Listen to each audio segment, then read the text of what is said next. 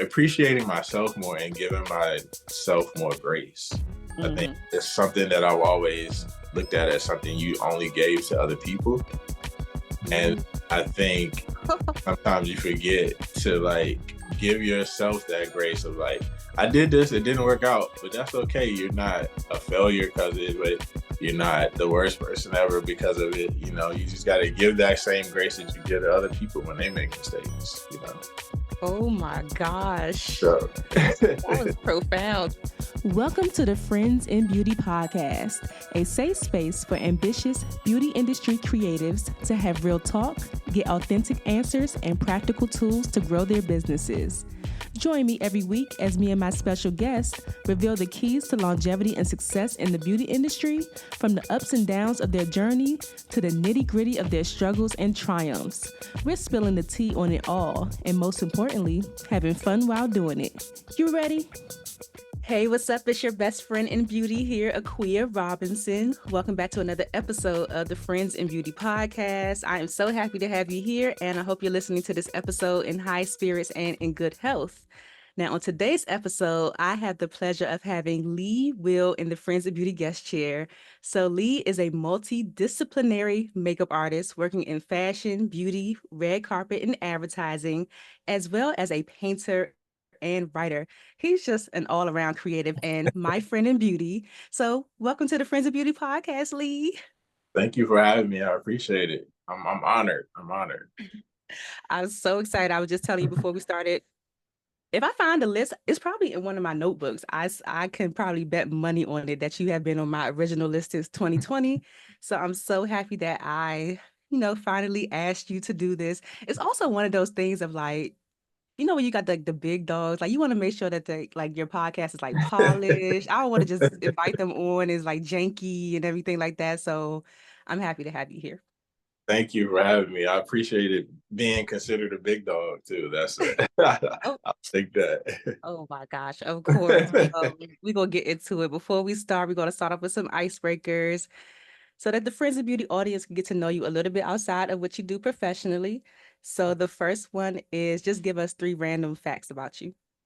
The random facts. I love, I just recently discovered that I love like horror thriller books. Okay. I've been going down this rabbit hole of reading like Black authors who write horror Mm-hmm. and thriller. Um, yeah, so I just learned that about myself. So I'm gonna say that one. 2 more random facts. That's tough. That people don't know. Um, I'm a cat dad. I love cats. And I Oh, only recently discovered that in the last few years too. I thought I would never own a cat until I rescued one. And surprise, surprise. and the last thing, um, I don't know. I think I can be a bit obsessive over things. So like when I learn something new, then I obsess over it and I need to learn everything about it. And I'll like Mhm. stay up till the sun comes up learning about something. So Yeah. those are my 3. Okay. And then when you say rescued your cat, like was it in like a strange situation? You saw it and you was Oh like, I no. So I rescued it? went to when I first moved to New York, this is man, forever ago, 2013, 14. Mm-hmm. So where I was staying, my roommate, I was gonna say flatmate because London, but my roommate had a cat and moved out, and I was like, no, I want a cat now. So I went to the shelter and rescued a cat there, and then when I moved to LA, I gave the cat to my mom, Mm-hmm. and then when I came back from LA, she was like, you're not getting your cat back. Oh, So I had she to fell in rescue. love with the cat. So I had to rescue another cat when I moved back. Um, yeah, so I rescued them from shelters. I Oh, think that's cute. I try to do that for anything. I'm kind of with the whole like not going to breeders and stuff for pets, Mm-hmm. but yeah. Well, that's cool that your mom still has the other cat. Look, we could talk about cats all day. I don't have a cat. I saw you doing your cat journey when you got yours and stuff. Yes, because I That literally was rescued her. Like she was on the off the street. street. Yeah, she was in bad shape, and I was like, "Oh my God, I can't leave her out here like that." I was gonna take her to a shelter, but then when she got in the house, I was like, "Well, I have been wanting another cat, so now it's Okay. been 3 years, and All yeah, right. he's Yeah, great. that's how it happens. Now you got a roommate because it's not even a pet. Right, a roommate, a whole A roommate, roommate that don't work. exactly. Broke best friend. So, what do people always tell you that you're good at aside from what you do professionally? Um, I think just creatively in general, and just also just kind of when I say I'm gonna do something or figure it out, I Mm, can pretty much figure it out. I'm gotten to that point. And I think that was part of the journey of my career was I always said I wanted to get to a place where no matter what I said I was gonna do, people would just be like, cool, like, oh, okay, you know what I mean? And I think initially you get a lot of pushback for stuff, but then as you go on, then I want to be able to wake up and say like, oh, I want to design chairs now. People be like, okay, I want to see makes like sense. what it was. Yeah, yeah. So that was the space that I always thought about, even from the very beginning of being in that space. So I Yeah. think that is just creatively being able to take that and apply it to whatever medium or anything like that. Okay. When's the last time you did something for the first time?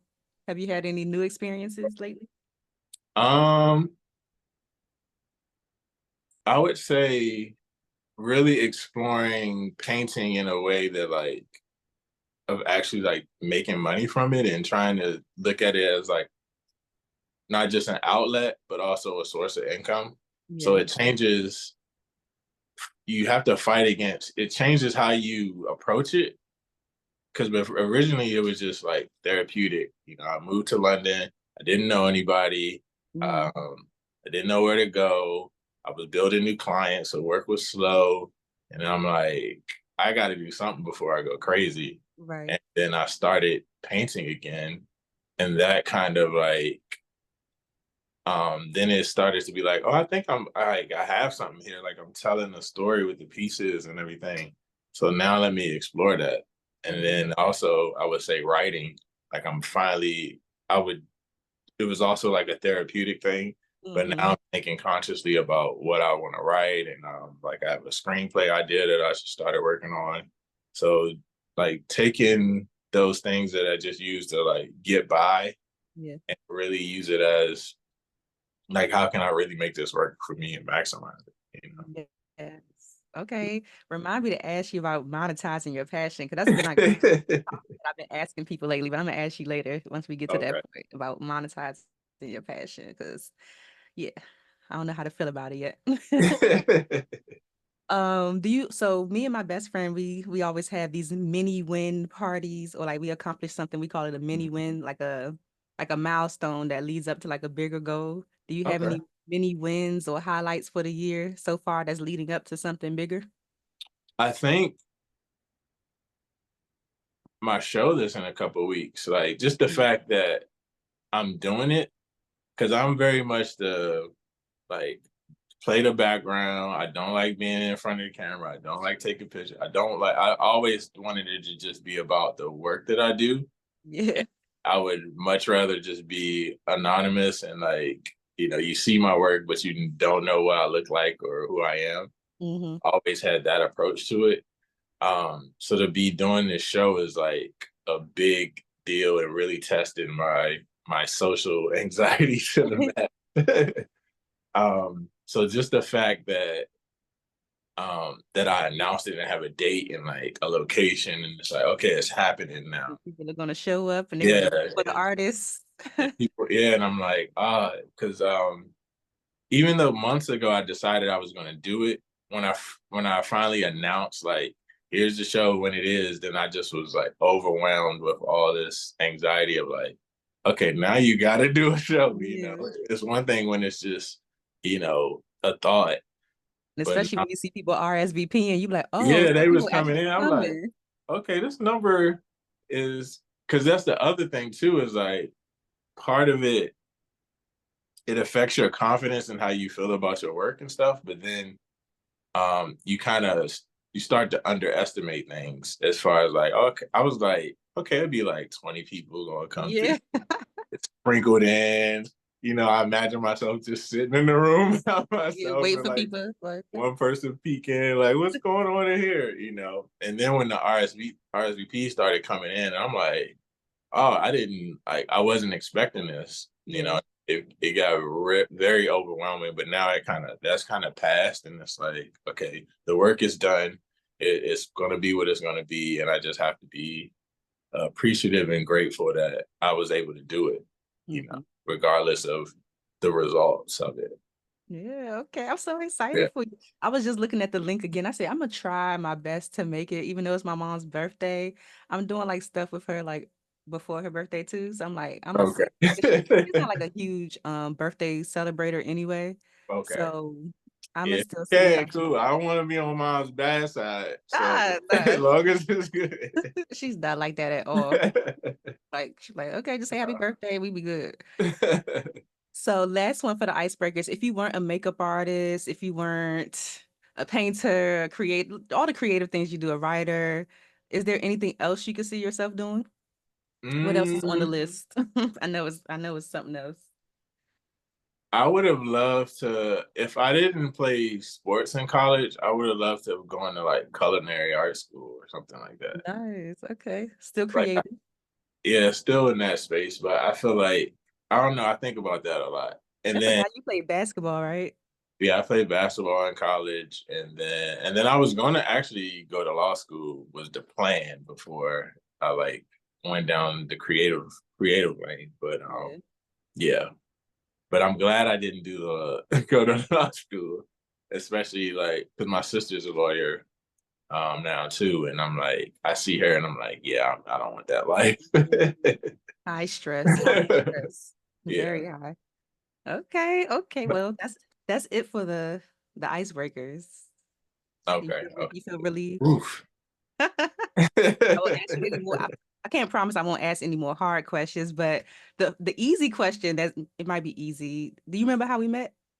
I know it's been a while, but do you remember how we met? It had to be at Bennett, right? Yeah, it was at Bennett. Okay, yeah. I don't even think honestly, I think then I wasn't even really doing makeup at that point. I think Really? I was still like hair focused. You used to do hair?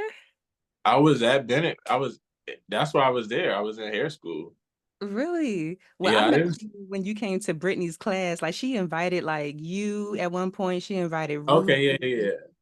Okay, yeah. So at that point, in my mind, I was like, okay, I'm a makeup artist now, but I wasn't really like good or experienced and stuff at that point. I Oh, just listed a few times and was like, um, I think I worked at a counter for a little bit during that time. uh, But I was still like, had no idea what I was doing at all. you could have fooled me. You could have fooled me. So you went to Bennett for cosmetology and not makeup. Yeah, I went for hair, and then when they did the symposium, Uh-huh. I was on the committee, but I was only on the committee because I wanted the hours. Mm-hmm. Because I finished in I got my hours in less than a year. Like I was powering through it. Wow.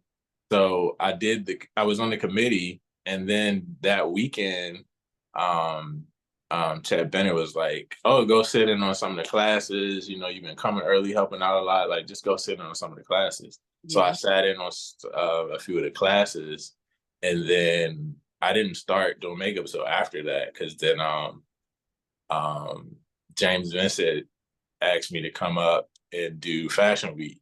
Mm-hmm. That's when I started. I maybe done like two people's makeup prior to that. Oh, you remember what year that was? This had to be what, 2011? Oh, wow. Yeah, 2011. That's super cool. Yeah, I finished Bennett December 2012.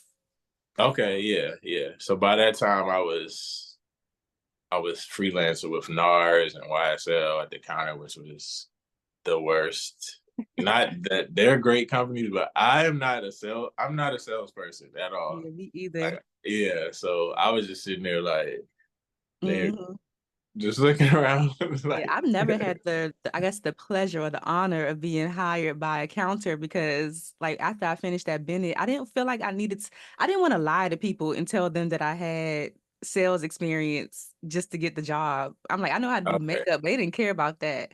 Yeah, Like, they like sell 30 lipsticks yeah, I never today. even made it to the hands-on for like Mac. I never made it. Like, Oh, I was okay. just like, Oh yeah, whatever. yeah, yeah. Because that was really a thing back then, like working at Mac. And I never wanted to do Mac because I met a few people that were working for NARS, and Mm, they were like going up to New York and doing the shows, and they had we'd be at the counter and they had magazines where like they're working in the editorial. I was like, I want to do what they're doing, so I started freelancing at NARS yeah. because I felt like one, I felt like I fit more in that lane as Mhm. opposed to like I didn't see me working at Mac. Yeah. Um, and then yeah, so I kind of went in that direction, Yeah. Yeah, I but never took it personal. I just kind of, after a while, I was just like, maybe that's not the route I'm supposed to go. Maybe I'm not supposed to go the counter route. And I just been freelance. But I don't know if you know this. I would tell friends in beauty too. Do you know that my first makeup job that I got paid for was with you? really. Uh-huh. I did not know that at all. Lee is the first person to pay me to do something. It was like I think it was like the day after I finished Bennett, you had this job where it was like a makeup party for some women, it was like a house party and they just wanted like eyes and lips or eyes or lips or something like Oh that. yeah, yeah, yeah. That was And back in the hustler days. You had to look. hey, you gotta do what you gotta do. Y'all ain't got the money, you gonna break this face down. You get eyes, you get lips. Yeah. Yeah, okay, yeah, I do remember that.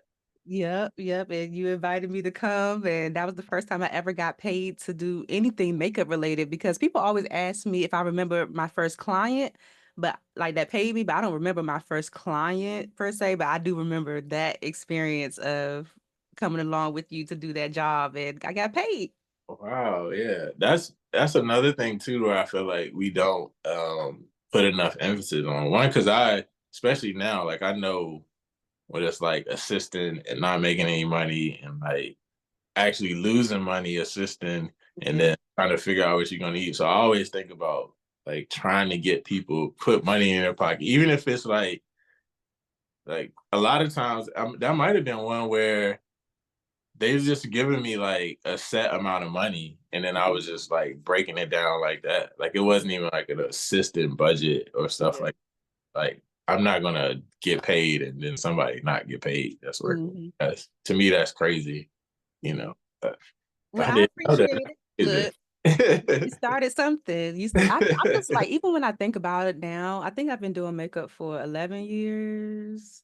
I would say 2013 is my start. So I guess like 11 years. And when I think back to like the beginning, I've been so fortunate to come across people like you, Morel, Danessa, like at the beginning of my career, just to kind of like get that quick snapshot of what things could look like, what the possibilities are as a makeup artist because at that time it was a little bit difficult because I wasn't into makeup at all.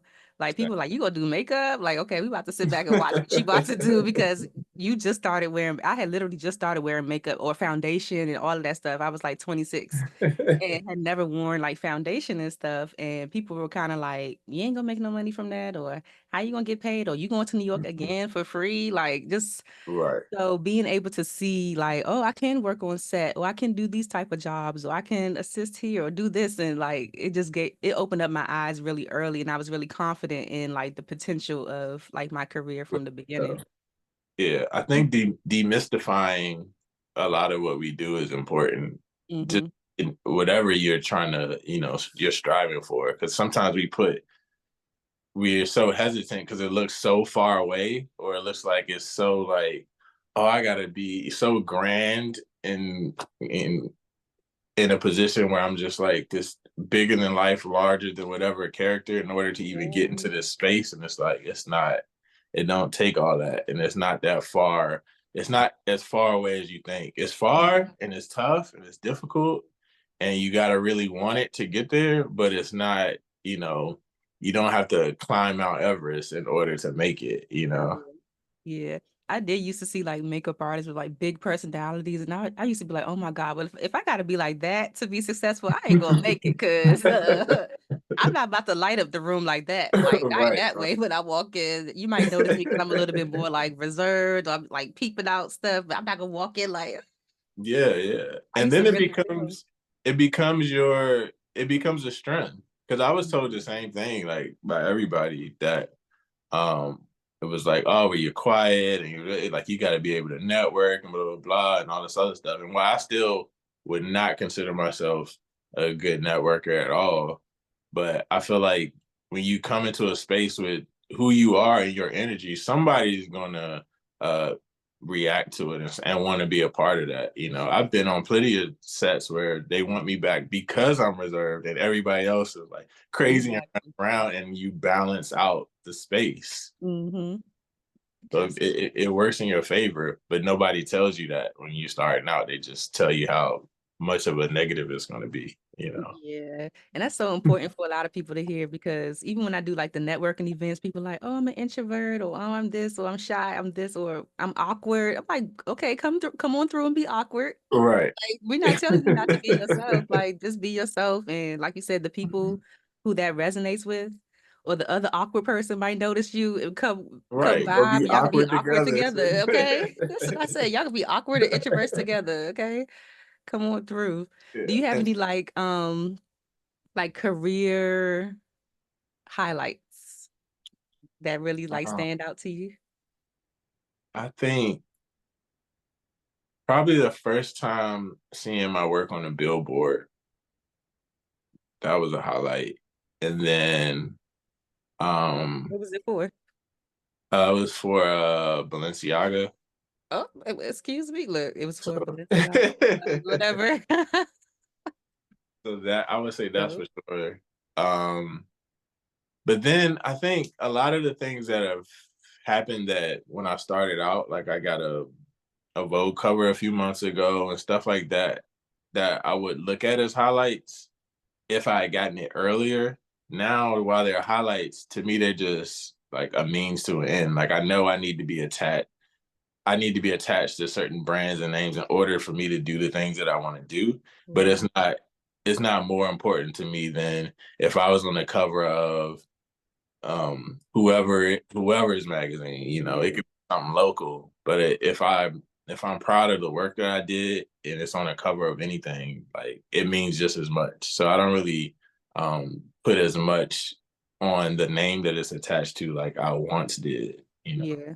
Yeah. What about like the response that you get from other people, I guess, when your name is attached to a Balenciaga or a Vogue versus the local magazine that they never heard of? It could be the exact same look, but when they see it on the Balenciaga, it's like, oh my God. Yeah, yeah. Even if you barely did anything, it's the crazy, right? But that's kind of why I did maybe that was 2 years ago now, where I started my kind of like magazine thing where I was Yeah. on posted online.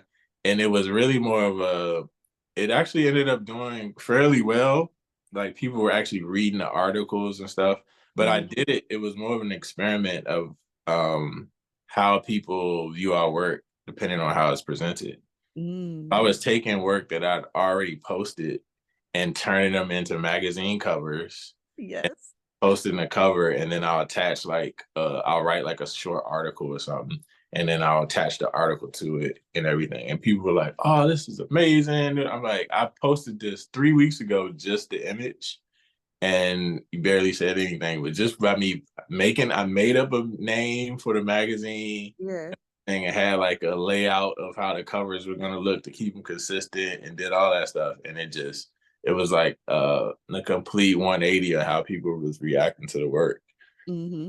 But yeah, it's so interesting how that works and how we are with people's work like that. I love me a good experiment. I love that because me and my best friend again, we always used to say, "Oh, we should start like a makeup brand, like a faceless makeup brand, like and just see how people react to it."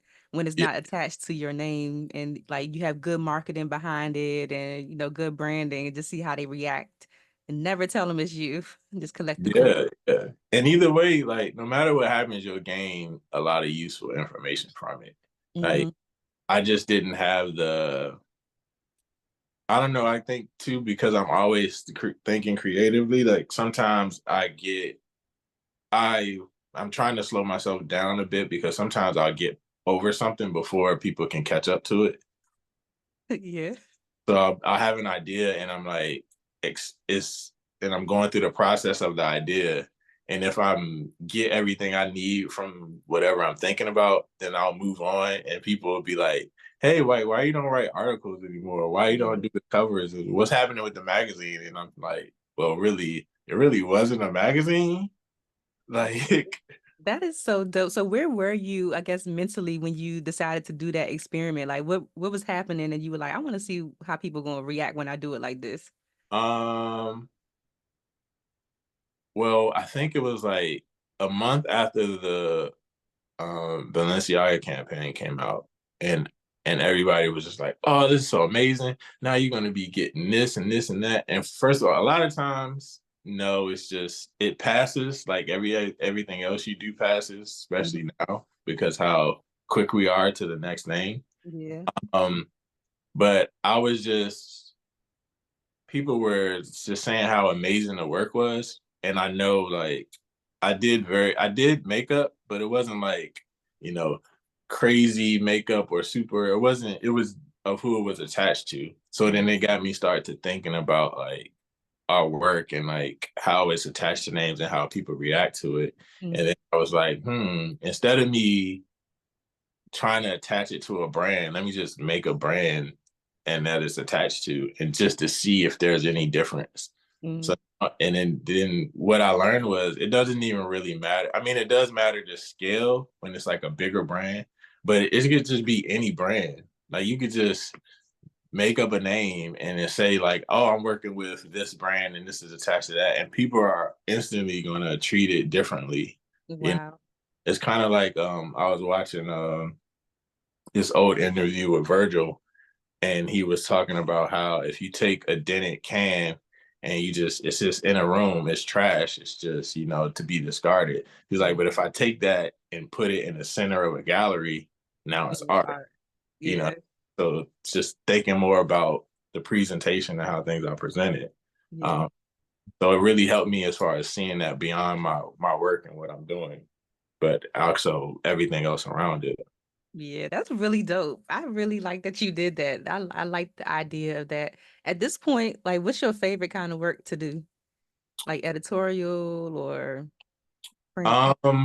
I think I fought against it for a while, like getting into doing more red carpet. I do want to explore that just for my one because of the way the industry is shifting, but also just for my like personal growth as an artist. Like I feel like that's a space that I need to see like where it will lead me.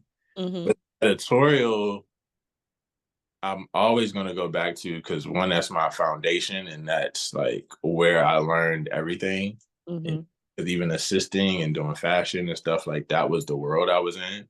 But now that I'm exploring, like, I was talking to a friend and I was just talking about like as makeup artists, we're one of the few artists where we can't really capitalize or really maximize off our archive unless we do a book. Mm-hmm. And even in that, you got to think about the photographer, the models, you with the agency. Like there's so many people involved as far as making that happen. Yeah. Because we're in such a dependent position. Mm-hmm. So I was like, well, how can we find other avenues to maximize our archive? And so one of the things is like when I do these editorials, when I do these tests, is taking those images now, and that's why a lot of my artwork is based on Oh, is no. previous shoots. So now I even go into a shoot thinking about not only the looks for that shoot, but where else can I take this, or how can I take one of the images from that and expand it into something else and Yeah. really show it like that. And that's how the whole show came about and the paintings and everything came about, was just trying to explore that avenue. I'm over here thinking about my archives and the just like the looks that got lost in the ether of, oh, I'm gonna send you a picture.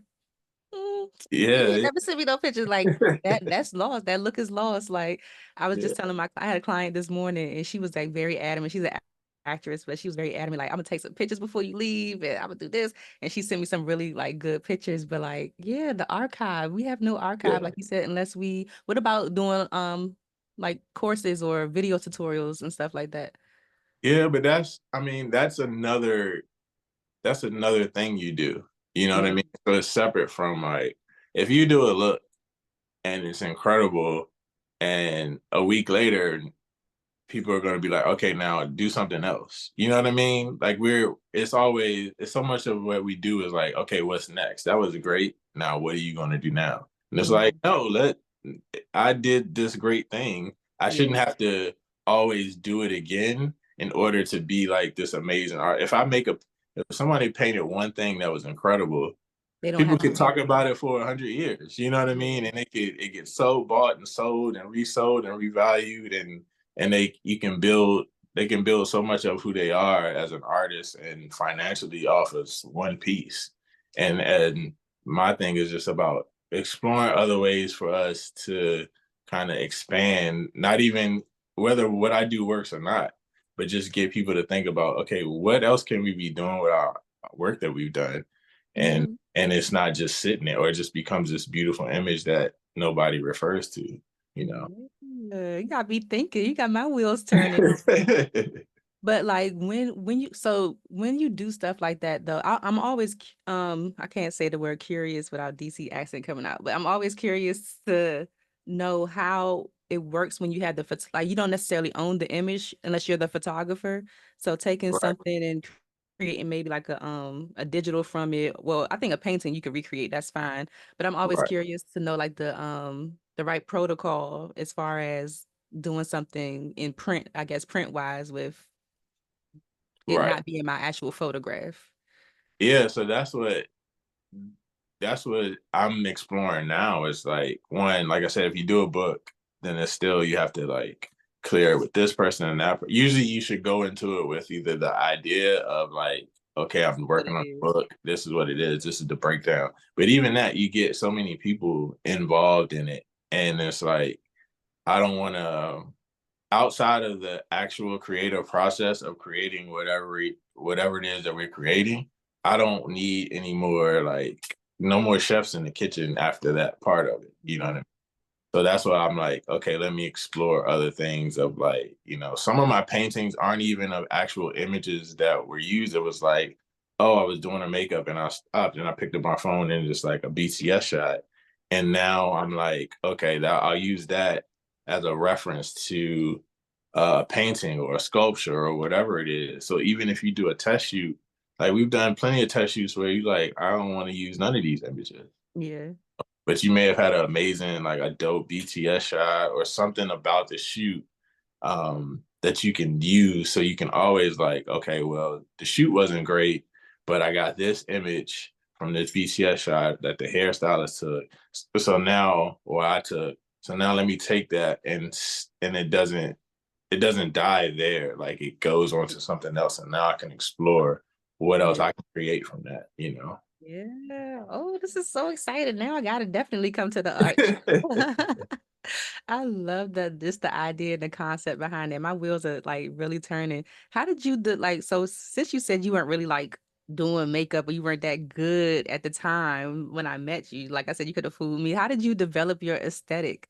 Because I know your work has always been very like clean. How did you develop your aesthetic and then also not fall victim to the trends in the Instagram beats and all that stuff that we had at that time? I think one I got in at like right at the tail end before it got too crazy. So and then I was blessed enough to assist a lot of big fashion artists who Yeah. had got to the point in their career where it didn't really like everything that's going on only affects them but so much. They're well established. And then also was just like I was interested in what I was interested in, when I was even when I started and I was you know, I think they kind of push, especially as a Black artist, they push you to the like celebrity world. Mm-hmm. And while I was in that space, even a few people that I assisted, um, I thought the work was beautiful, but it didn't really resonate with me in the way that it did when I was like sitting up in my room at 3 a.m. on YouTube looking at, behind the scenes for some fashion week, and they just took some lipstick and like on their finger and like pressed it into the eye. Like that was beautiful to me. And it was not about like the search for like perfection or anything like that. And Mm-hmm. just it never stuck with me. Even if I did a beautiful like glam makeup early in my career, I even if I could acknowledge that I did a good job, I still didn't like it didn't really move me Feel anyway. good. Yeah, it didn't move me in a way where like, oh, I'm really proud of this work that I did, as Yeah. opposed to when I did fashion and editorials and stuff. So it just made sense. And because I didn't know anything about makeup getting into it, like I would look at any artist, whether they were painting, whether they were like anybody that was doing anything with color to like figure out how to do makeup. Yeah. Yeah. You mentioned something earlier about the direction that the industry is moving in as far as looking into doing more red carpet. Like what are you seeing as far as that direction that the industry is moving? Well, I think the money is it's more money in that now. Okay. And I think as artists, the great thing about this time is that it's nobody's looking at you to be like specialized in anything. Like Mm-hmm. when I started, it was like people was like pushing you to like, this is what you do. You do bridal or you do TV and film or you do, you know what I mean? They try to make you like, don't say you do too much, but then people not gonna know You gotta what, be like, niche.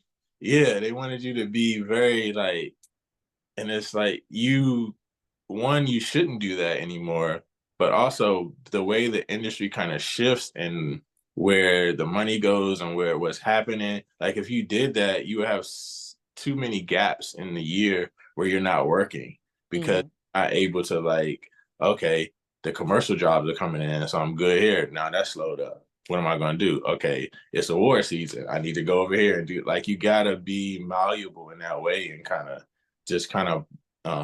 make sure that you can kind of flow through the year and be able to support yourself without, like making sure your phone still works because nobody's calling. Right. Them slow seasons hit different when you just doing one thing.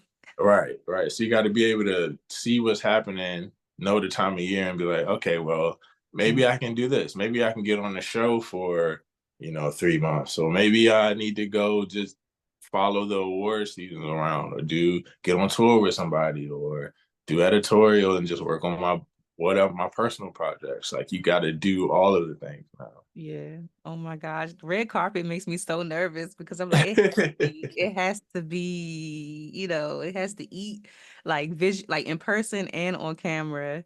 Yeah, yeah. But also, I think I'm trying to think of the best way of saying this. It's not that it's bad work, but it's like also it's a lot of times the work isn't as amazing as we make it to be. Like I Hmm. feel like we put so much pressure, oh, it has to be this and this and this. And it's like to a certain extent, yes, but it is a pressure situation, but I think we kind of add a little bit too much onto it. Like we see plenty of red carpet shows where it's like one or two people that is amazing, and then there's people that is like it's good, but it's not like you It's like not, I do this all the time. it's You not know what I anything mean? spectacular. It's Right. just And you about the like person that is on that makes it look like. right, right. And then you see, especially now that I think with social media and that the world is becoming so much smaller that it's like everybody got the same lip color on. Everybody got the same, they're using the same palette. They're using this and that. And it's like once you get that formula down, you can knock that out. Like, you know what I mean? You're talented enough and skilled enough to do it. Mm-hmm. But we put all this pressure, like, oh my goodness, if I don't do this perfectly right, my career is over. And it's like, nah, it's probably not. Yeah, I You feel know? like in that instance too, people will also put a lot of pressure on what they have in their kit because they're dealing with like celebrities. They wanted to like Yeah, elevate it, try to add some expensive things, or I don't know.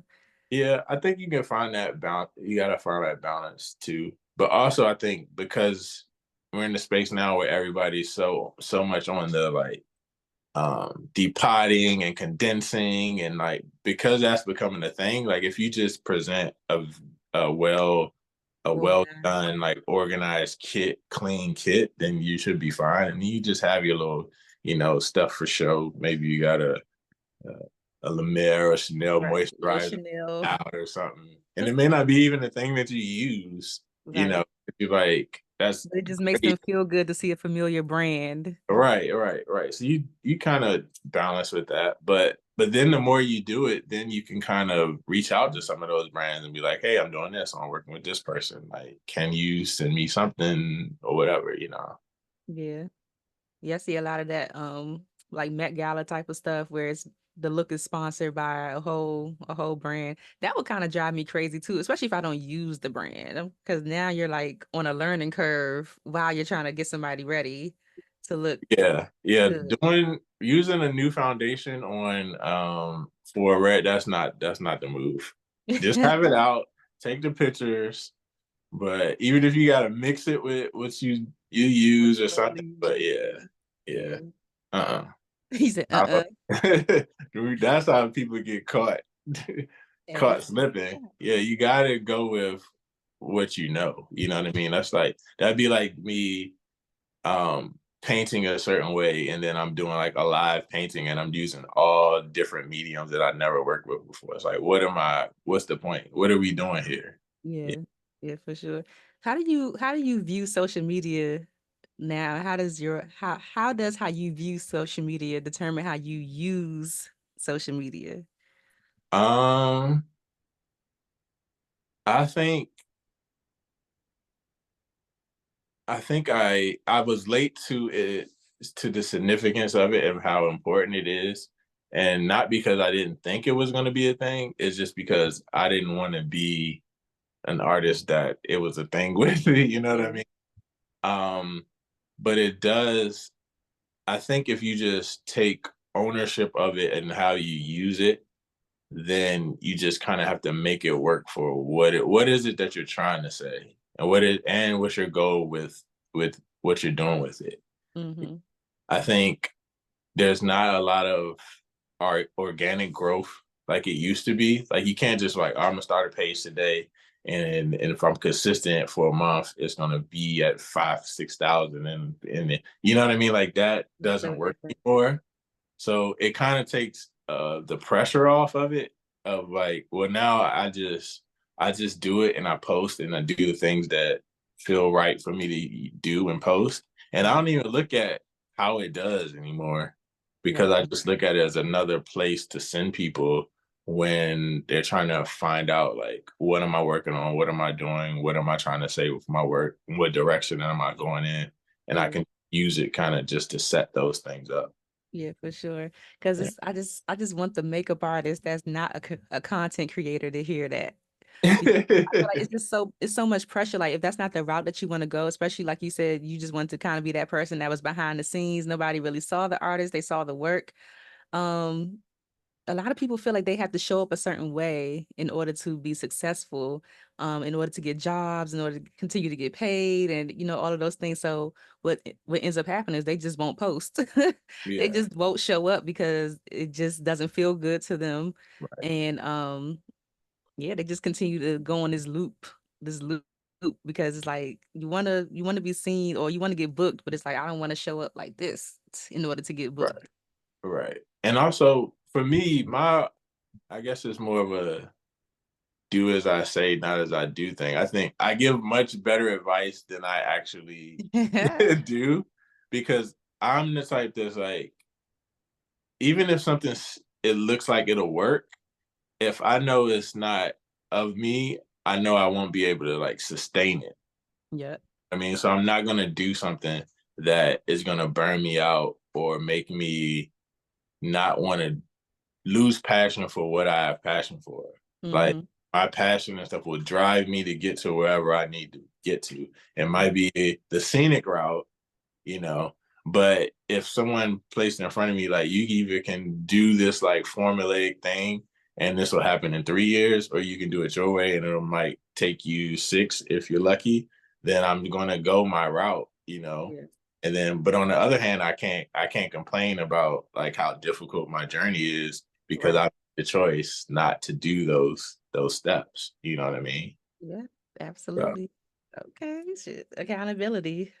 yeah, you have to be, especially in what we do, because it's like even if you have a good support system, like nobody nobody can really help you through those things but you got to make the decision for yourself. You got to live with it. You got to, and you can't slow yourself down by trying to blame all the other things if you ain't even checking off the boxes that you're supposed to check off, Amen, brother. you know. Amen. So before you moved to London, were you already represented by that agency that you're with, or did that happen when you got to London? So what happened was I there was this agency that I finally got to the point where I was like, okay, I need to stop assisting and I need to find representation. But the Okay. problem was because majority of the things I was doing was assisting, my book and my skill set and experience were not on the same level. So I had to so it took a while and I'm finding a place and everybody's saying thing, you need to build up your book, build up your book. And then I came across this agency that was just opening up in New York, and they were partnered. There was 2 London agencies that partnered together and opened up a New York office. Okay. I started talking with them. We probably talked for about a year before they actually signed me.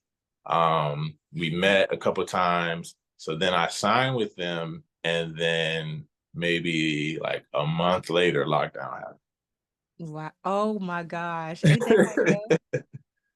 So I Wow. was like, I did all this. Yeah, I'm ready to go. And then lockdown happened. And it's like, are we even going to do makeup again? Like, I don't know. Right. So then, probably a year and a half into lockdown, they were like, hey, we just want to let you know, like, we're closing the New York office, with everything with the pandemic. And it's like, it's not going to work out how we wanted to, because they wanted to come back and forth Yeah. and even have us come there some and do that. But during that time of talking, they were like, it'd have been great if you were here in London and we can blah, blah, blah. And then we got off the phone and I thought about it for a few weeks and I was like, I wonder if they were serious about me moving to London. Yeah. So I called them and I was like, are y'all serious about me coming to London? Like, cause I will come to London, I like, need to don't keep play. talking. And they said, yeah, we thought that you wouldn't want to come to London. Like, I was like, yeah, sure, I'll do it. So they were like, cool. And then I applied for my work visa and they sponsored it and everything. And then I probably, from the time we had our conversation about me going to me moving to London, was probably like 2.5 months. Oh my God. You just got up out of here. Yeah, because once your visa's approved, the clock starts. Oh wow. So I thought I had more time. But then my visa came in the mail and I was like, Was that well, a hard process? it wasn't, because one, I had them sponsoring it, so that helped a lot. And also it's easier. I feel like from what I hear other people experience too of them trying to come to the States, it's like it's much easier for us to get a visa to go somewhere else than To for them come here. to come here. Yeah. So it wasn't difficult at all. Like it went by way faster than I hadn't even, when I got my visa, I didn't even know where I was gonna live yet. Yeah. So I had to like do that online and I'm like doing FaceTime tours of places and stuff like that. So it was a very short window of it happening. That's exciting. And I just want to point out that you said it was 1 year of communicating with them before they actually signed you or made like an agreement. Yeah, Like, we met. They came to New York on like 3 or 4 different occasions, and we met for lunch before they finally decided, like, because I was still like basically even though I had been doing makeup for what, baby, maybe like 8 or 9 years at that point. A lot of it was assistant. So I was still am a developmental artist. Like I don't have clients and stuff like that. So they have to decide, like, one, if they believe in me enough to take me on. And then also, do they have the infrastructure to help develop an artist, which we don't really, that doesn't really exist anymore. mm, When we started, most of the agencies, the big agencies, had their main board, and then they had like the developmental artists that they could kind of build up. But now that's tough to do. Now you gotta like come in the door with something. You gotta come in with some clients, and I didn't have that at the time, so they had to decide, like, do we want to take this on? you got you. Yeah, a lot of people would have given up. That's why I wanted to go back to that because a lot of people would have been like, okay, I'm another lunch. Like, what do you want to know? Like, Right. what do you need? I mean, the food is cool, but like, what we doing? Right. Right. And then it became a point. It did start to feel like that, but then also I was like, well, look, I'm assistant in New York, so like I'll take a good meal if I can get Okay. it. So what was the um, difference that you saw between, I guess, what your US book would look like versus the UK book and what they're looking for? well, it wasn't really a difference at the time because they were going to mainly have me in the New York market.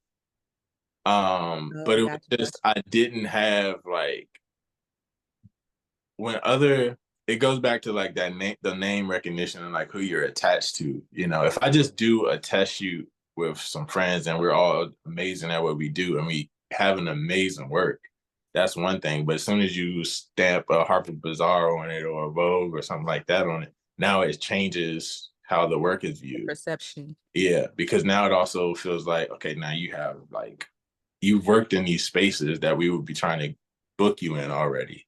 And that Mm, different. So I had like some strong work. It wasn't a lot of like whoever I work with. It was a lot of that whoever I work with kind of thing. So when I was taking meetings, people were all saying the same thing.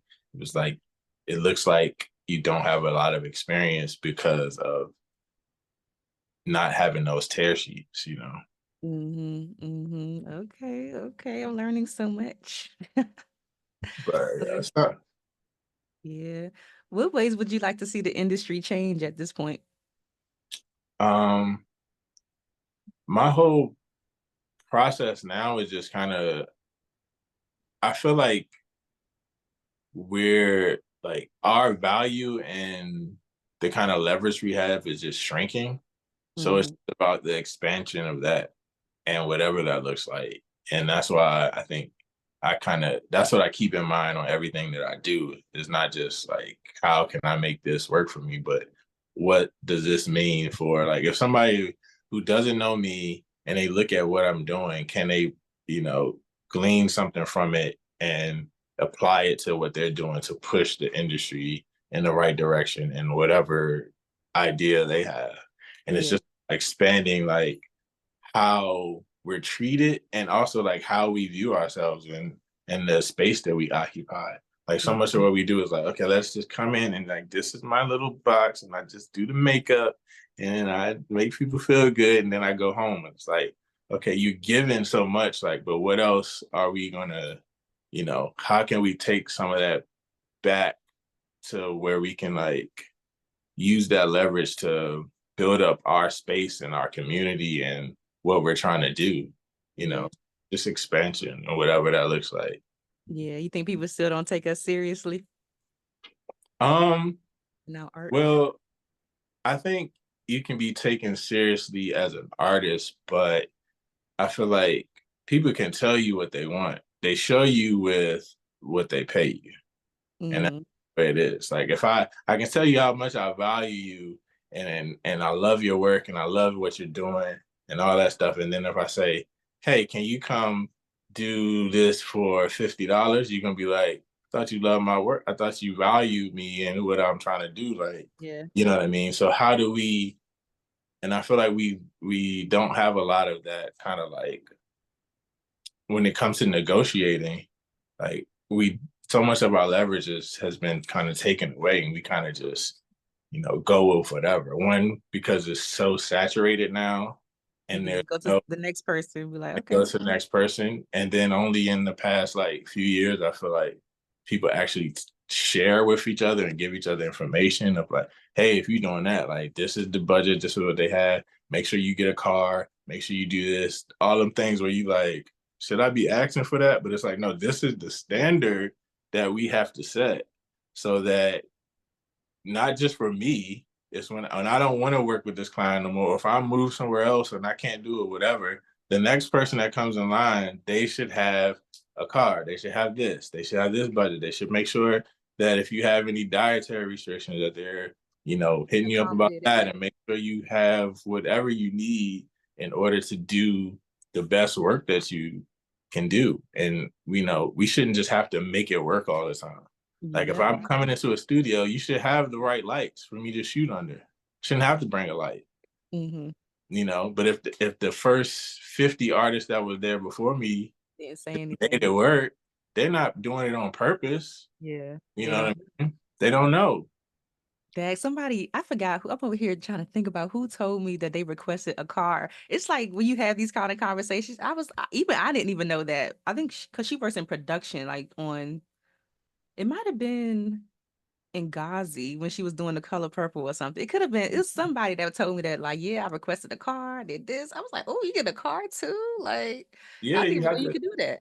think about those, especially if the budget isn't there too. It's like, okay, if y'all don't have the budget for the rate, but what else can y'all do? Like make this easier for me to do my best job too. I got to carry all this stuff. Okay, just get a Uber for there and back, like that. You know what I mean? Little stuff like that.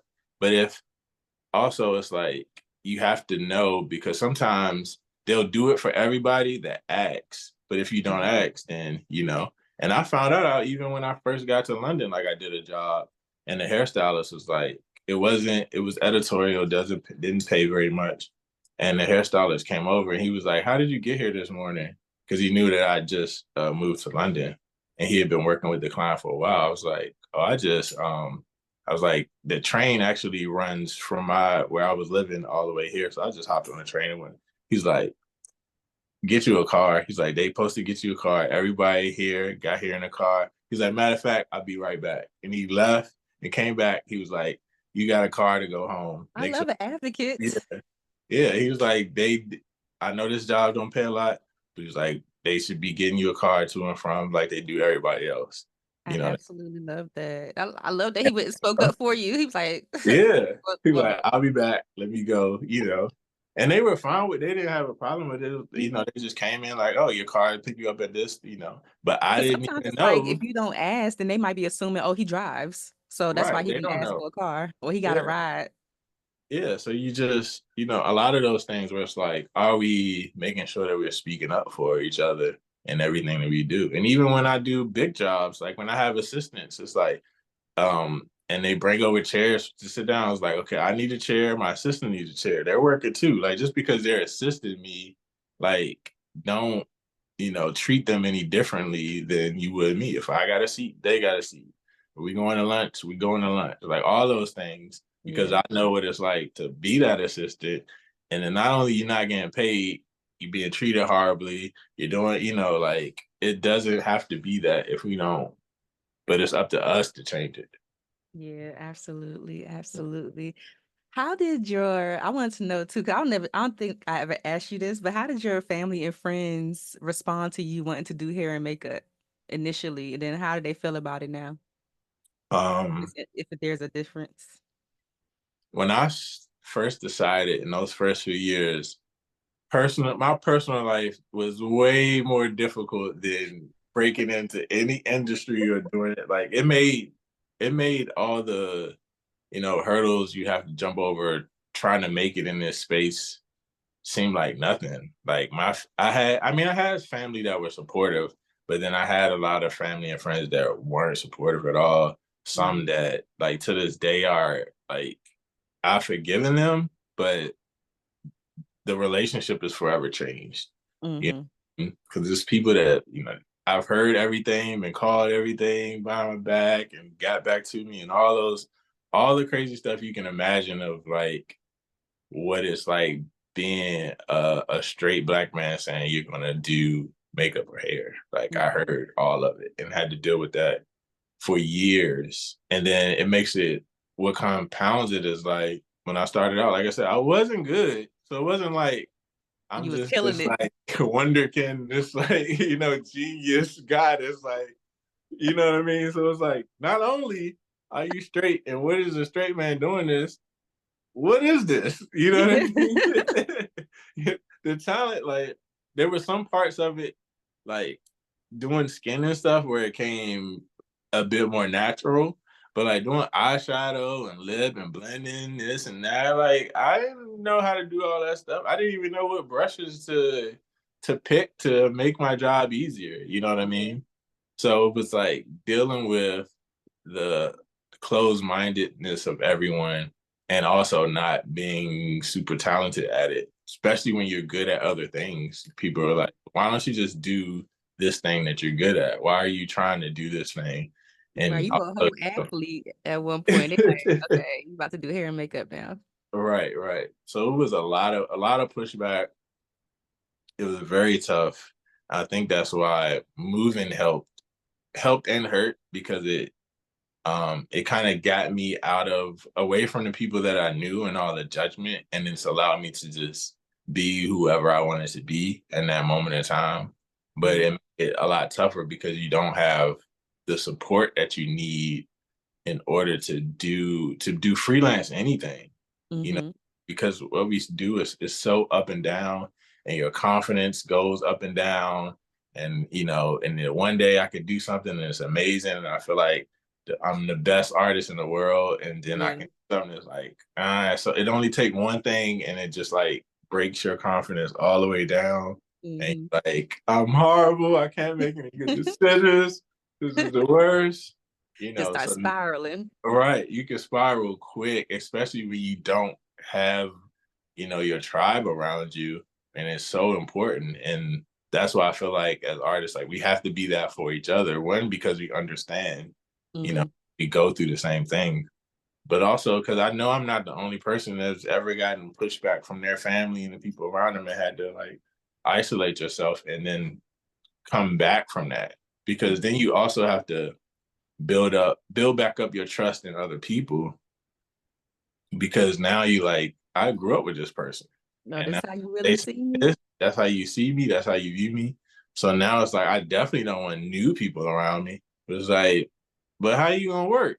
How you Yeah. gonna network? How you gonna build your community up without bringing new people around and trusting? And you Yeah. know, so working through all that, which was very difficult. That's probably why I didn't stay in LA longer than a year and a half, because that was like that time of me just going through everything. I think whatever I was doing at that time, it wasn't gonna work because I just mentally wasn't in the best space. Yeah. Did you ever feel like, is it worth it? Like, is me pursuing this thing worth me losing these relationships? Did you ever feel like that? Um, no, I thought, because after it happened, I thought I already felt like there was no coming back from it. Okay. At that time, I was so hurt by it that I was like, I don't want that relationship anyway. Mm-hmm. So it fueled me in a way, because now it's like I am making this work. Like if there was any doubt before, even if I might doubt whether or not I'm any good, depending on what day of the week it is, I Mm-hmm. knew that I'm going to will myself to wherever I'm trying to go just because everyone's saying that I can't do it. Yeah. Yeah. How they feel about it now? They asking for their makeup done or their significant others makeup or Um, tips and stuff. I definitely feel like it's people that, even some that probably don't know, I know like some of the things that they said that have come back. But then surprisingly enough, like the least likely people that I thought would be cool with it were the ones that were cool with it. Like when Mm-hmm. I was coming back to DC and I would go out, go to the club, and I run into people that I know like they are like street all the way, and they come to me like, man, I see you doing that makeup thing. Oh, that's cool, man. You know, they was like I wish my cousin felt like this, or my family. You know what I mean? The people that are my immediate people that were around me all felt like that, and some of them did. You Yeah. know, but yeah, you'd be surprised. Like people will surprise you one way or the other every time. Yeah. And then your good friend Mike, at least he was a photographer. Yeah, and then that was the thing because we started at the same time. Mm-hmm. So, you know, he had to deal with like, why are you taking pictures? You just gonna take, you know, you got to deal with that too. Is that, People are so annoying. but Oh also God. it comes from some of it comes from a good place because people just want you to they want you to be okay, and it Mm-hmm. and you're doing something outside of like their capacity to think about like where does this lead, you know. Yeah. So they would rather you like go work at Walmart before you do what you know what I mean? Because I know what this is. It's a job. You go there, you clock it. You know, it's familiar. Yeah.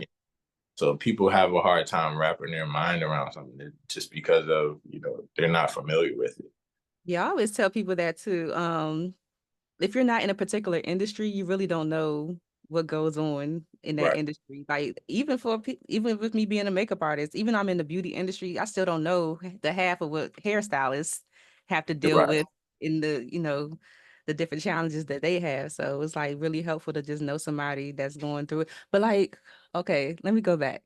Because you said earlier that you're not into, I guess, like intentionally like networking. Like you don't think you're a good networker, but like, how did you go about building the relationships that you have and like leveraging those relationships to get jobs or to assist and going to different cities and being able to, pick up work eventually, all those It's things. all been like just organic. Like I never reached out or became cool with anybody with the idea of like um Getting something it from it. maybe work behind it. You know, Hmm. like everything happened organically. Like even when I first started out and I was working doing fashion weeks and working with like James Vincent and John Hennessy and Orlando and them, like I was just going to like the makeup show and stuff because I was curious because I didn't know anything. It was a whole new world. And like James reached out to me and was like, hey, I see you always support, you come to all the events. Like, why don't you come up and just, do fashion week? Like you can sleep on my couch, like just come up, do the shows, and that kind of took me from there. Um, I started assisting when I started assisting Dick Page, it was like we were messaging on Instagram about like a meal that he cooked because I like cooking and I asked him a question about it and then I assisted him from that. Or like, when I was assisting Inga Gunyard, like that came from she was doing like a test shoot and I was like, oh, I want to help out. I think your work's dope. And I just came and helped her out on the test shoot. I don't even think the images ever even came out. Right. But like, all of it's been like organic. All my friends in the industry that I really consider friends is like I would be their friend whether we were doing the same thing or not. You know what I Right. mean? Just And great that's people. yeah, that's how I kind of move through it. And then sometimes it doesn't work out because I'm sure there are opportunities that I could have had if I kind of push for, but I just don't think, and not that there's anything wrong with that, but I just know that like, that's just not how I operate. So Yeah. I have to move through life how I'm supposed to move through life, regardless of the situation or whatever it is, and not trying to deviate from that because I think, oh, this may be a good look. You know? Yeah. Yeah. Because anytime, well, I'm very passionate about networking and I'm trying to figure out a different way to say networking and not say Yeah, it like, because when people hear networking, they just like, ugh, they just feel so icky. And like, I was even talking about it on Instagram last week. And I just asked, like, what is so hard about? I just really, really want to know, like, what is so hard about networking? Because people make it more difficult. Like the way that you just explained it, I feel like networking is just being authentic and just I think networking is organic because I always yeah, say genuine relationships. You want to build genuine relationships. Yes, you're going to right. meet people, but you're not going to click with everybody to want to like further that relationship. So it's like going into spaces, being yourself. people seeing you for who you are, and you seeing other people for who they are. And it could be a collaboration that happens. It could be a friendship that's formed. I've made so Right. many like friend people that I have as like real life friends, like intimate friends that I met at a photo shoot. You know Yeah. what I'm saying? Like that we just clicked. And I know a lot of people feel like what you said about you don't necessarily seek people out for like what they can do for you. That's how people feel about network, and they feel like they're being like fake.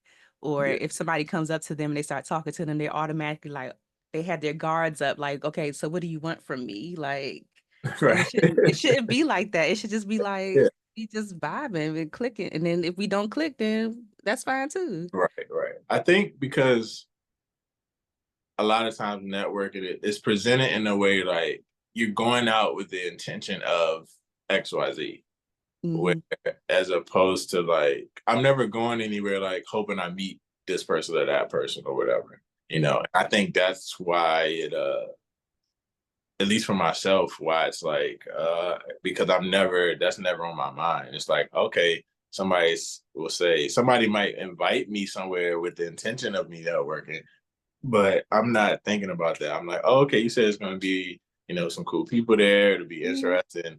Like, I'll pull up. You know what I mean? But even then, I might not. I might go and not speak to anybody. Um, but then what I learned from that is, like you said, just showing up and being on spaces. Like a lot of times, people just come up to you. Yeah. Why you standing over here not talking to nobody? Yeah, but I'm gonna come over here with What are you, like, you? so I Yeah, can get what are away you from the doing? people. Yeah. Yeah.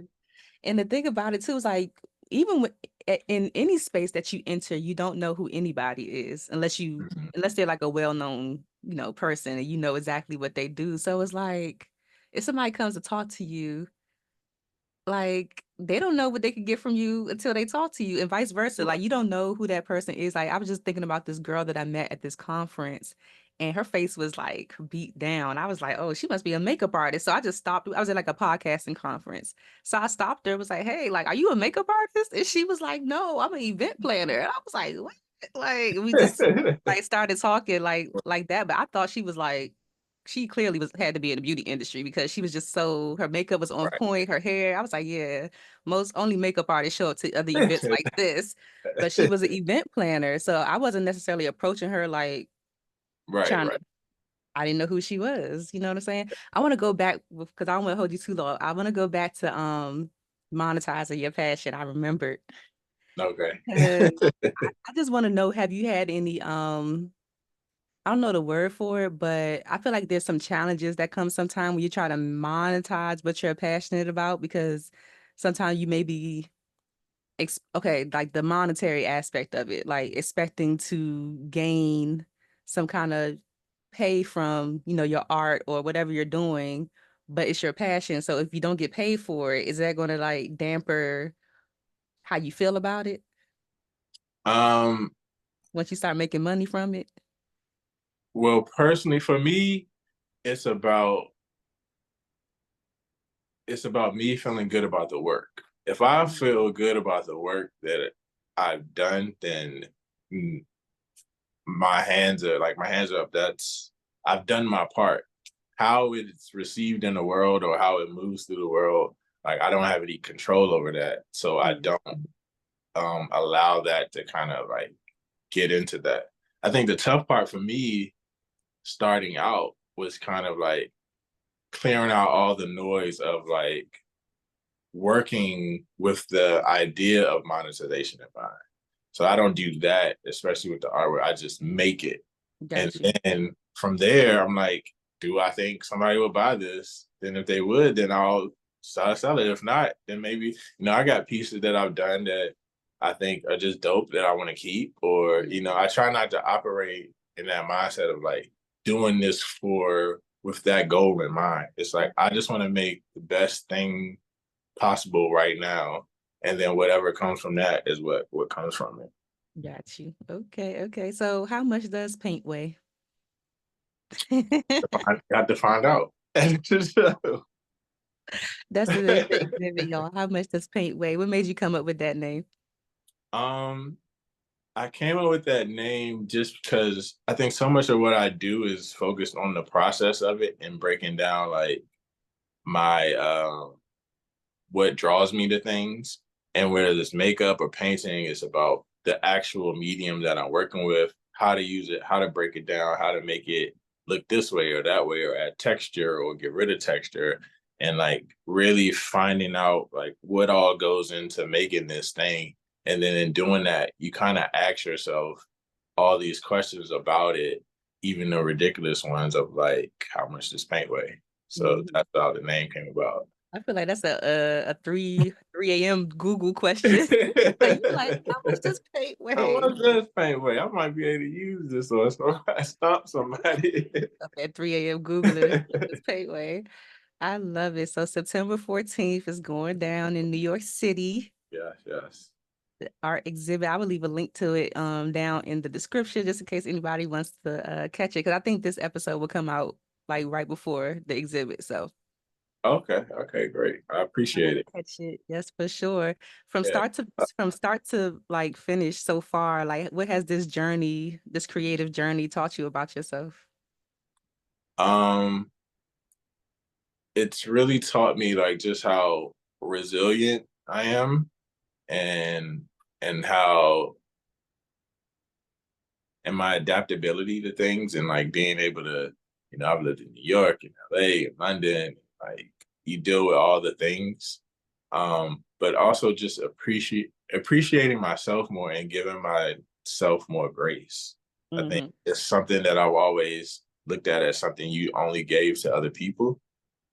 And Ooh. I think sometimes you forget to like give yourself that grace of like, I did this, it didn't work out, but that's okay. You're not a failure because of it, but you're not the worst person ever because of it. You just got to give that same grace that you give to other people when they make mistakes.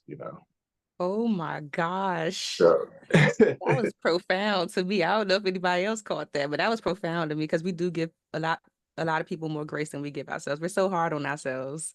so hard on ourselves and we don't allow ourselves to move on past it and we just carry all that stuff with us and then it makes it more difficult for us to move forward and move through life because now we got all this unnecessary things that we're carrying with us. So just letting that go and just enjoying the process and understanding like I don't look at my makeup, I'm painting or whether I'm writing, whatever I'm doing as separate things. Like it's all one big body of work. And then there's just pieces of it. I love it. So what do you want your legacy to be with all of these bodies of work that you're producing and the things you're doing in the industry? I think the only thing that I really think about is I want to be someone that leaves the space better than when he walked in it. Mm-hmm. And also um leaving breadcrumbs for people like whether what I do works or not, or for them to pick up and say, oh, like I see where you were doing with that, but if you brought it over here, it could go so much further. So just taking ideas that I have or execute or don't execute and just taking them further than I can. Yeah. Yeah. Oh, this is so exciting. Is there anything else that's coming up next for you that you could share other than the art exhibit? Or that's like your main Um, thing right now? yeah, that's the main thing I'm focused on right now. And then, like I said earlier, I had just had this idea about this screenplay, so I started writing that and working on that. So we'll see that where that leads me and where that goes. But yeah, I'm just looking forward to just doing the stuff that I want to do, and hopefully I can eat from it.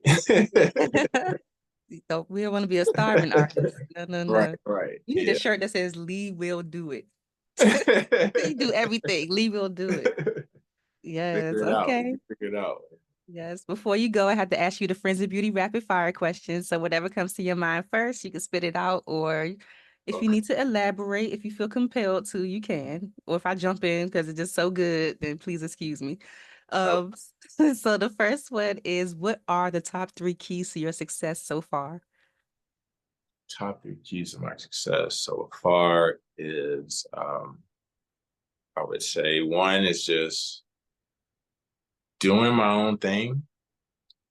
And I think that's probably more my my view of my success as opposed to like the outside view of it. Mm. I would say just not being so stagnant and being able to move as things come. Like if opportunity presents itself and I had a chance to, like, somebody said, oh, well, in order to do what you want to do, you have to go to Alaska tomorrow and live there for some time. So I guess we going to Alaska. So I guess just going with the flow of things and allowing the process to be the process. Mm-hmm. Third thing, I don't know. This is probably the slowest rapid fire. Um, I think it's just constantly learning and being critical of my work in a good way of like, and not being so content with like, if I figure something out, not just leaning on that. It's like, okay, what else can I get better at? Mm-hmm. Mm-hmm. Constantly learning and figuring out and just making mistakes, being okay with making bad work. Okay. Okay. How do you measure your success? Now it's about the things that I'm able to create and the growth that I make, and also being able to do the things that I want to do. Can I do the things that I want to do? If I wake up tomorrow and I say, I want to design watches, will I be able to do that? And like, that's where I want to be, is get to that creative space where I can just be creative and make the things that I want to make. Okay. And What's be the out. best? Oh, No, I said, be out the way, stay out the way. I don't like being in the mix. my God, y'all tourist people. I swear. What's the best advice you've ever received, or a piece of advice that's just like always stuck with you? That's a tough one. I've got a lot of great advice. I think the one most recently was very simple. My friend told me, said, Lee, it's time to get off the hamster wheel. And that's been in the back of my head for the past like 2 weeks of like, I think we get caught up in like going through the same cycles of things, and like, because we think like, okay, this is the way forward, my way for success. And then when you really look over a 5-10 year run, you realize you're just going through those same evolutions and you're not really moving forward. I think it just looks different. So we think we're moving forward, but we're not. Or we have the tools to move forward and we're not, because we're just stuck on that wheel and that cycle. Yeah, some people have that linear, like they just keep that vision like linear. They don't deviate from the plan in any kind of way. It's just like, this is how I'm going to do it. And all movement is not movement forward. Yeah. You sometimes you think, oh, well, now this time it's like this. It's like, no, it's the same thing. It's just in a different package. Oh my God. Well, I just imagine that dance. I don't even know the name of the dance. It's kind of like you hopping backwards. I can't even think of the dance right now. That's so funny. Oh my God. What advice would you give to another makeup artist right now who is just ready? They are just over and they're just ready to give it up. If you still love it, don't give up. But separate your situation from how you feel about what you're doing, and use that as the gauge of whether you still love it or not. Because there's times where the situation makes you think you hate what you're doing. Like, oh, I hate makeup now. You got to do this, do that, and that. Just like, is it the situation that you're in that you're hating, or you really don't have a passion for it? Right. Not, I don't think this space is for the passionless. Like, if you're not passionate about it, you're probably not going to have a good time. I mean, so if the passion is truly gone, then maybe it is time to find something else. Because me personally, I just think that it's so important in what you're doing. Especially when you're your own boss, you're your own scheduler, you're your own cheerleader, you have to be all those things for yourself. If you don't have a passion about it, like, it doesn't sound like a good life, But if you are still passionate about it, like keep going. You just might have to rework some things, figure some stuff out. But it's gonna take some sacrifice. But you do it if you love it. Absolutely. What's a resource that helps you or has helped you in your business that you could share with the Friends in Beauty community? A resource. I would just say look for insight, whether it's creatively or through for your business outside of other makeup artists, Mm-hmm. outside of the beauty industry. I Uh, love that. a lot of the growth I've gotten has been from like using other sources, like looking at other successful people, or somebody I gravitate to the work that they do, and I'm like, why do I like that? Oh, well, they do. Okay, well, how can I apply this to what I do? Because often you don't see yourself in a lot of spaces, and then you don't see someone like trying to do the thing that you're trying to do in that space, so then you don't really have a reference. But sometimes your reference is like they're in finance, or they're in music, or they're a Mm. teacher, or you know what I mean. So look for your answers outside of the beauty industry. Yeah, that's what I've been doing for a while. Like I follow a lot of just regular entrepreneurs or coaches that are in like totally different industries that I really resonate with and kind of take the things that they're doing and kind of apply it to what I'm doing. Right. Love that. So the last one, I just want you to fill in the blank and just say, my name is blank, whatever your name is. And the key to longevity and success is blank, whatever you think it is. So my name is blank. And the key to longevity and success is, yeah. Okay. My name is Lee Will, and the key to longevity and success is passion. Ooh, passion. Love it, love it. Please share with us your social media or website, however you want people to continue to follow the journey and connect with you, and also how they can purchase a ticket to your art show. So my Instagram is _ Lee Will, and for my makeup it's leewill.makeup. Leewill.art will go live on the day of the show. And to get a ticket, the link's in my bio on Instagram. It's free. Just pull up, have a good time, hopefully leave with something. But if not, just come with the good energy, You'll be able to manage 3 pages. Well, yeah, because they all work together within themselves, and the art page would just have the pieces on them that are available, and how to get in contact with me. Well, thank you so much, Lee, for your time. It's been an absolute pleasure to have you on the Friends of Beauty podcast. I appreciate you. Thank you for having me. Thanks for listening to the Friends in Beauty podcast. Don't forget, sharing is caring. If you enjoyed this episode, share it with another friend in beauty.